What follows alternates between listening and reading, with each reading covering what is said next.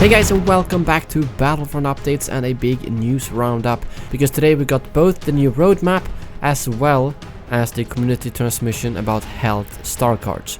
Unfortunately, I have some good news and I have some bad news. And well, let's start off with the roadmap. That's what we've been waiting the most for, but it does yet again unfortunately contain some disappointments. There are some things that are good on here, some new things, at least a few small things, and some of the changes are not too unexpected, but nevertheless disappointing, I would say. So let's dive straight into it. As of October, we of course have General Grievous with the Jedi Hunter outfit as the default one apparently, and then the battle damaged one that you can buy separately. This is obviously a bit vague exactly what that means. I would guess that Jedi Hunter might just be the clean skin, potentially with a cape, I'm not sure. And that the battle damaged one will be where his kind of armor is a bit worn down and maybe a half-broken cape or something like that. It's a bit tricky to say, but I can definitely see a battle-damaged Grievous working pretty well. And also under game improvements, we've got hero health rework and regeneration balancing. In terms of the hero health rework, that's something I will cover at the second part of this video once I'm done with the roadmap, because that part actually contains quite a lot of good changes, and I'm very excited to see how all the heroes are going to play out after that, because without those changes it would just be a thing where everyone wants to play Grievous. Obviously, well, people are still gonna want to play Grievous, but my point is that once they apply all of these hero health rework changes, all the heroes are pretty much going to be interesting to play. So I think it's a good timing to do that at the same time as a new hero arrives, but yep, more about that later. And as for November, we don't really have a lot of new there. Of course, we have Geonosis for Galactic Assault, Clone Trooper appearances, which is the 212th, Obi-Wan, and the 3 new vehicles I've talked about before, the Stap, Bark Speeder, and ATTE. But they do also confirm here that Obi-Wan's default skin will be the Jedi Master, and that he will have a robed appearance that you can get separately. So obviously those are 2 very requested skins for Obi-Wan, which is good to see, but something I find interesting here is that they actually have a 3rd Grievous appearance here, saying it just says Grievous appearance, simply put, which means it's going to be 3 different versions in total of Grievous, and I don't know how big those changes are going to be, if it's going to be completely different looks or if it's just going to be slight differences, because I'm not entirely sure what those 3 skins could be, to be honest. And they also have a quick little update for us regarding Geonosis, where they are saying that the new location will feature the native Geonosians, but they will only be part of the living world, which means that you will not be able to actually interact with them, but you will just see them in the background. A bit like a lot of the creatures on Mos Eisley, similarly, that you can kind of run into with your speeder bike, but nothing really happens. So yeah, they're just gonna be in the background. Unfortunately, you can't play them, which I would say isn't really a big surprise. And now, unfortunately, to the bad news, which is that we're not getting anything in December. I mean, we've known that it was gonna be winter for Count Dooku, Anakin, and the new game mode, so I had hoped that maybe we'd get one of the heroes in December at least, and then the second one in January or February. But unfortunately that's not the case. December is, as of right now, completely game update free, so to say. There's nothing there at all, and that's really disappointing to me, especially since December is obviously Christmas, when a lot of people might be getting the game, when a lot of people might be just having breaks to play the game.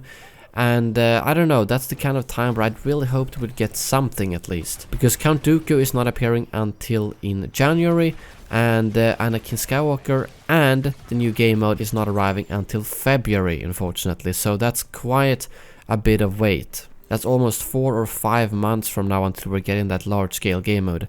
And yeah, I can't say much more than the fact that I'm disappointed. I really thought we were heading in the right direction, which we might still be, but this doesn't really feel that way when it keeps getting pushed all the time. But as of the other details, for January we are getting the Coruscant Guard, and for February the 501st Legion. Something very interesting here though is that both Count Dooku and Anakin Skywalker are getting an appearance, something we knew. However, Obi-Wan is getting his General Kenobi appearance, and I am hoping that this means kind of like the clone General Kenobi, this skin you're seeing on the screen right now, as that's something I think a lot of us would think was really cool to see in the game. But yeah, those are all the things that we currently have on the roadmap, and there's nothing else in the actual text other than what I've already brought up. I mean, obviously they always say more content and features are still to be confirmed. Things might be moved around, added or changed, etc, etc, things like that. But these are the main things, these are the things that are on the roadmap, and unfortunately it is a bit disappointing. I mean, obviously this month and next month we do have some pretty freaking awesome content coming out, don't get me wrong, but if you look at the grand scheme of things, we will have waited for a very long time for Anakin, Dooku and large-scale game mode. However, let's move on to some very good news that are coming very shortly actually, which is the hero health cards. Because these are arriving in October with the Grievous update, and they've added health cards to every single hero if I'm not mistaken actually, but there are two different ones.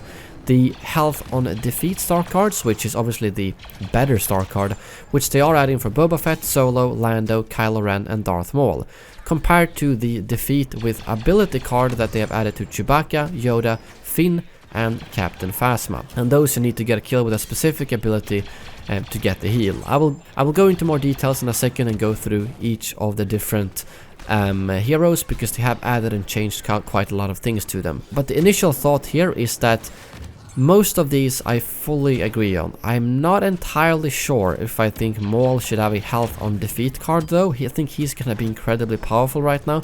And I also think that Phasma should have had a health on defeat card as well. So basically swap Phasma with Maul, that's what I think.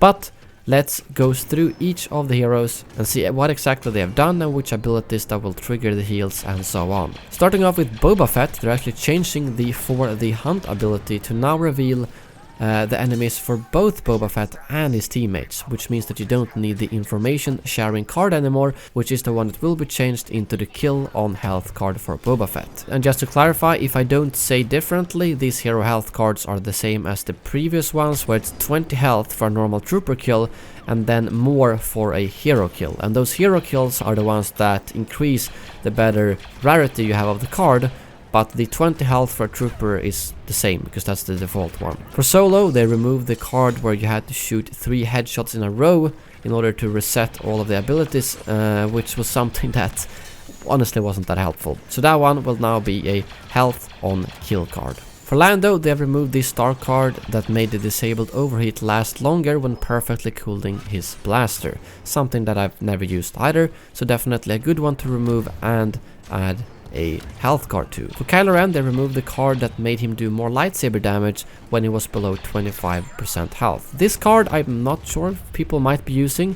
I've heard a few mentions of it before, but I've personally never used it, so I think it's a good change. And again, Kylo will also be getting a normal health on kill card. For Darth Maul, it's pretty obvious. They removed the Frantic Strikes card because he doesn't even have stamina, so the fact that he has a card that reduces stamina for melee strikes doesn't make sense, but he will now have a health on kill card there instead. But now we're getting over to the more specific ones where you get health for a specific ability kill. So the card that increased his melee attacks have now been removed, and I've never used that one, so fine by me. And he now gets health whenever he kills someone with the Charge Slam. I think that was quite expected. The Charge Slam is pretty good, so I definitely think that's a reasonable thing to gain health from. I mean, I've gotten quadruple kills with it, so that would basically be 80 health that you gain back instantly. For Yoda, we have some interesting stuff because he is already quite powerful. And the card they are changing is Master of the Force, which when the unleash radius is at maximum distance, unleashing it will deal bonus damage. This is something I thought people actually used. They do say here that it's one of the least used cards available for Yoda, but I thought it was pretty good. I mean, it's not that rare to charge up your unleash to maximum power, but oh well, the new card will simply heal Yoda whenever you kill someone using the unleash ability, which I can also understand, but I'm not sure I agree on this particular case. Yoda already has so much health and is so hard to kill that with this health regeneration he might become even harder to kill. Something to keep in mind though is that they have confirmed that they are gonna remove / fix health stacking, so those two things might actually take each other out. So sure, you will be able to regenerate better health with Yoda, but on the other hand, you won't be able to health stack the same way you could before. So we'll see how that works out, but I think it's not going to be a big problem, hopefully. As for Finn, they are removing the card that increased the radius of undercover team if 2 friendlies are affected. Honestly, I never used that ability, so I don't really care. But the new card will actually be health whenever you kill someone while undercover team is active. And I've never been a huge fan of that ability, but now it seems like it might have actually gotten a kind of reason to use it, I guess. It's not bad, but I've never seen the point of using it. But now I kind of feel like I will be using it specifically just to heal up. So that's gonna be interesting. I don't think it's gonna be OP. If they would have given the health on ability kill card to his aimbot ability, as I call it, that would have been very overpowered. So I think this will work out better. And lastly, we have Captain Phasma. They have removed the card where every kill with the staff strikes ability decreases the recharge rate of the ability, and now you will instead get health back if you kill someone with staff strikes. And yeah, I don't think that's gonna make a big difference, if I'm gonna be honest. I mean, if you've played Galactic Assault, you know how rare it is to see Phasma actually kill someone with staff strikes. So personally, I think she should have just gotten a health on kill card. I don't think she's gonna be very good right now.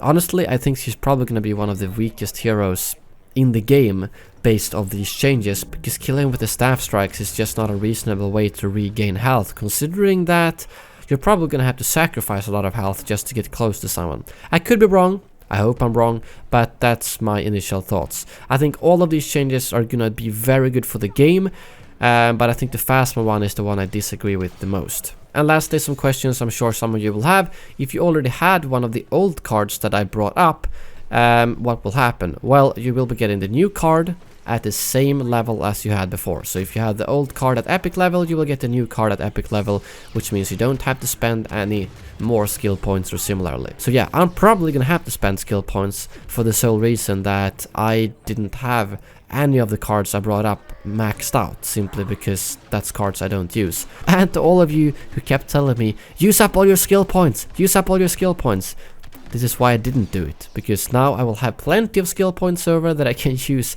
to actually upgrade the new health cards, instead of already having spent them all and having to level up 4 new levels just to get epic health cards. But those are all the news for today. Please let me know in the comments below what you guys think about the roadmap, about the hero health changes, and all those kind of things. Thank you very much for watching, and as always, may the force be with you.